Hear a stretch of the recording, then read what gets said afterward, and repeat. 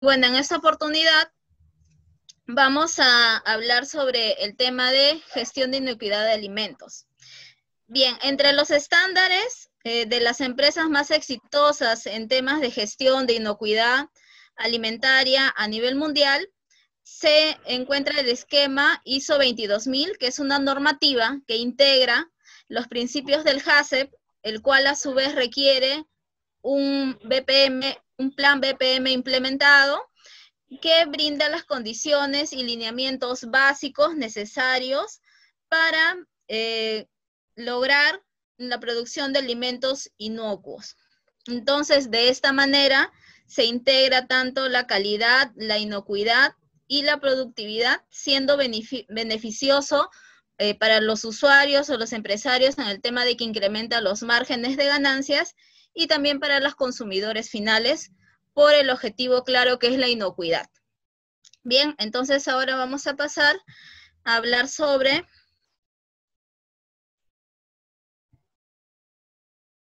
primero la parte normativa que se utiliza a nivel nacional.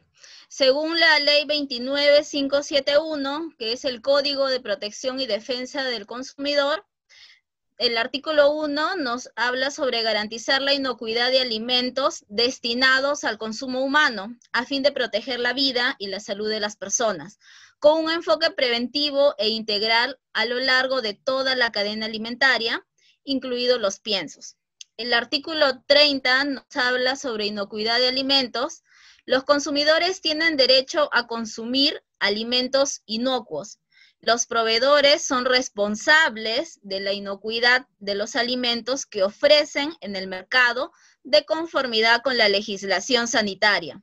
La garantía de que los alimentos no causarán daño al consumidor cuando se preparen y o consuman va de acuerdo al uso con que se destinan. Esto es según el Decreto Legislativo 1062 de la Ley de Inocuidad de Alimentos.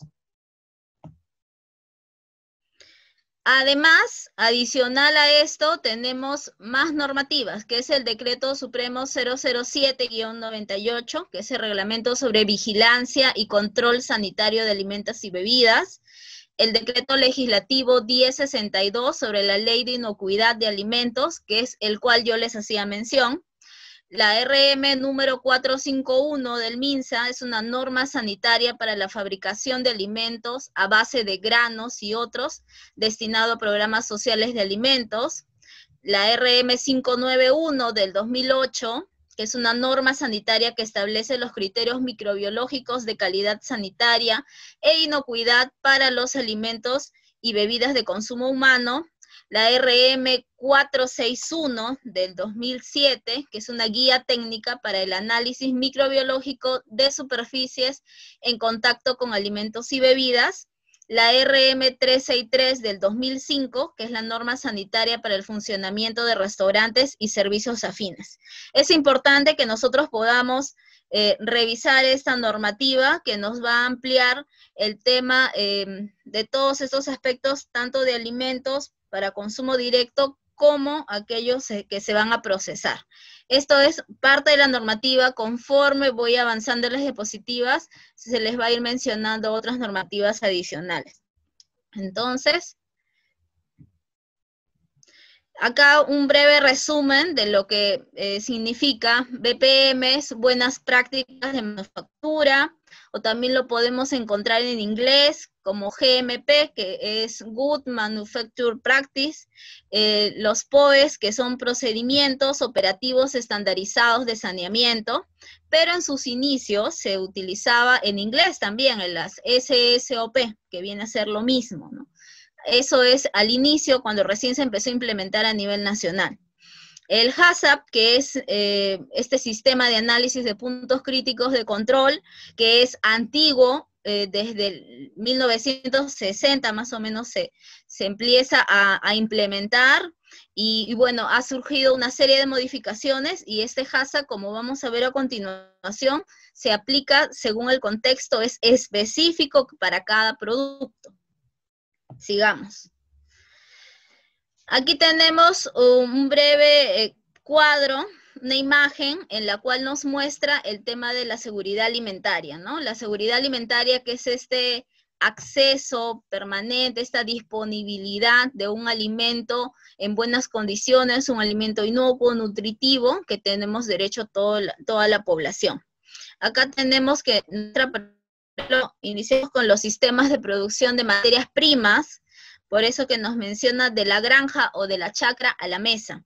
¿Por qué? Porque acá nos muestra cómo pasa este alimento desde que es cosechado, pasa a la industria, posteriormente es comercializado, luego es consumido y nos va a brindar salud y bienestar al consumidor. Entonces, pero esto se da ¿en qué marco? En el contexto de las buenas prácticas de manipulación, del HACCP, las buenas prácticas agrícolas, buenas prácticas ganaderas. Entonces, toda esta normativa, esta terminología también lo vamos a encontrar en el Codex Alimentarius, que es como que el origen, la matriz para toda esa terminología en temas de alimentación, procesos, seguridad. Bien, ahora vamos a la parte conceptual. Como les mencionaba, es buenas prácticas de manufactura, buenas prácticas de fabricación, también es conocido así. ¿Y a qué se refiere? A prácticas, según la FAO, son prácticas destinadas a prevenir y controlar los peligros para la inocuidad del producto, asociado a las fases relacionadas con la post-cosecha del mismo, considerando un mínimo impacto de esas prácticas sobre el medio ambiente, la fauna, la flora y la salud de los trabajadores.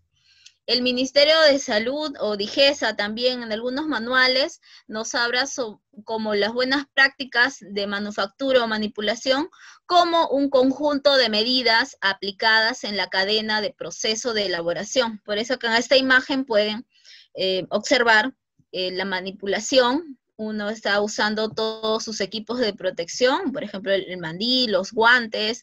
La otra imagen muestra un manipulador con mascarilla. Entonces, a eso se refiere, ¿no? ¿Cómo es que estos procesos de elaboración y distribución de alimentos buscan asegurar la calidad sanitaria e inocuidad de estos alimentos? Entonces, las BPM se formulan en forma estricta para su aplicación, seguimiento y evaluación, porque además estos manipuladores reciben una capacitación, una retroalimentación. En realidad es un flujo bastante dinámico y constante para precisamente asegurar estas buenas prácticas de manipulación y poder tener ese alimento inocuo, que es el objetivo de todos estos sistemas, todo ese trabajo arduo.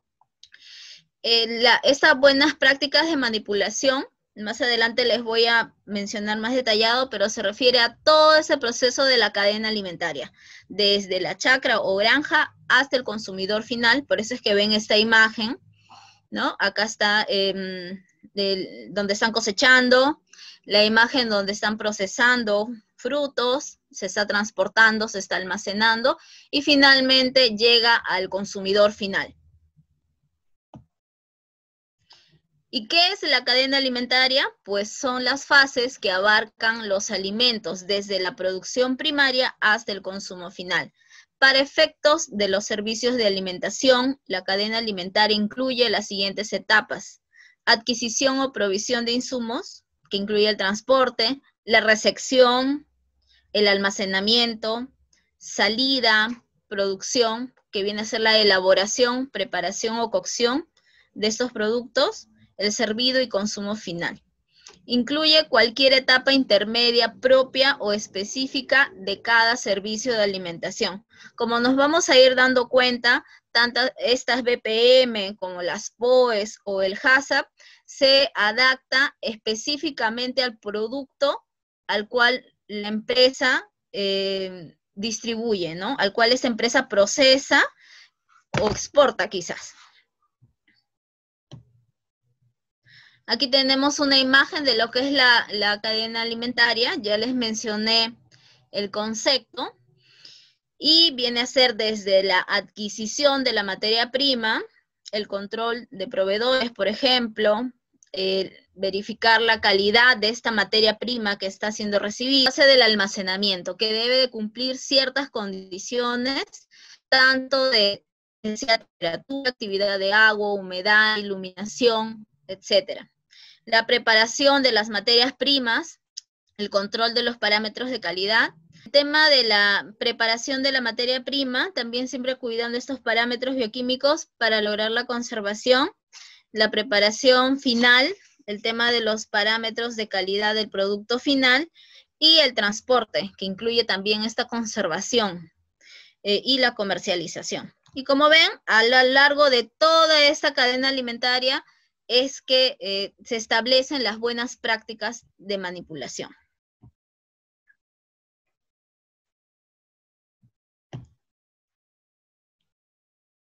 Ahora vamos a compartir el tema de una normativa que es la 007-98. En mi experiencia he trabajado con servicios de alimentación. Entonces, eso es lo que yo les quiero compartir en esta oportunidad, que son conocidos como los concesionarios. Entonces, según esta normativa, es lo que se va a implementar. Por ejemplo, digamos, esta empresa que les menciono era una empresa X, ¿no? Fue un servicio que brindamos con un consultor conjuntamente. Entonces, le planteamos, ellos necesitaban expandir su red de concesionarios. Tenían ya varias propuestas a nivel de ministerios, Ministerio del Interior, Ministerio de Salud, para brindar este servicio. Además, ya tenían proyectado tener restaurantes en Estados Unidos. Entonces, ¿pero qué pasaba?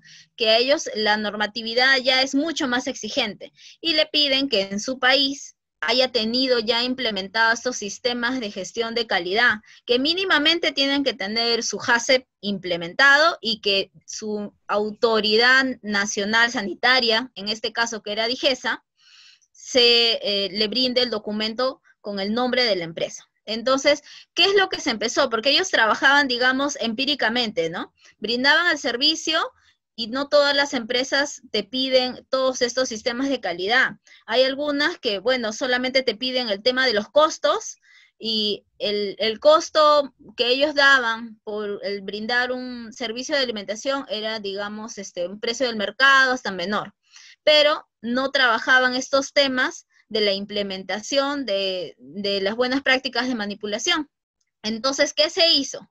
Lo primero, trabajar con las personas que estaban a cargo del tema del mantenimiento, solicitar los planos de la empresa para nosotros poder conocer con qué espacio físico se cuenta. Además, ellos tenían una distribución que empíricamente lo habían hecho. Su primer piso era el tema de la recepción de los alimentos y el almacenamiento. Al fondo tenían cámaras frigoríficas y bueno, su segundo piso era su área de producción y ellos de su área de producción llevaban a donde brindaban el servicio de alimentación. Entonces, lo primero que se trabajó fue el tema de la infraestructura. Verificar primero esta ubicación. Este está ubicado en La Victoria. Entonces, ¿pero qué zona de La Victoria? Era una zona, digamos, residencial de La Victoria que estaba... no tenía, verificamos que no está ubicado no a menos de 150 metros de otro establecimiento o actividad que genere proliferación de insectos, polvos u otra fuente de contaminación. Por ejemplo, esto en el distrito de La Victoria se pudo aplicar, pero cuando, por ejemplo, trabajábamos con concesionarios que tenían sus plantas en Ate o en Lurigancho o digamos en otra zona más alejada como Chosica, algunos no cumplían con este requerimiento. Entonces, inmediatamente se tenía que buscar otro local, porque lo primero que hay que ver es el tema de la infraestructura, esta ubicación que tiene que cumplir con esa normativa. Entonces, estar ubicado a no menos de 150 metros de otro establecimiento o actividad que genere proliferación de insectos, polvos u otras fuentes de contaminación. Por ejemplo, lo que pasaba en Chosica era que estaba cerca al río, entonces no cumplía, teníamos que buscar otro lugar para poder implementar. O en Santa Anita lo que pasó es que era una zona industrial, pero eran almacenes que muchos estaban abandonados, entonces no cumplía porque había proliferación de insectos, polvos, hasta roedores, entonces había que buscar otro local. Entonces, la persona o la empresa, una vez que decide implementar, tiene que ser consciente que hay gastos y hay gastos fuertes. Es una fuerte inversión, pero al final sí es rentable, porque va a tener estos sistemas implementados y eso es un plus que no todos lo tienen. ¿Qué más? No estar ubicadas en zonas con riesgo de inundación, como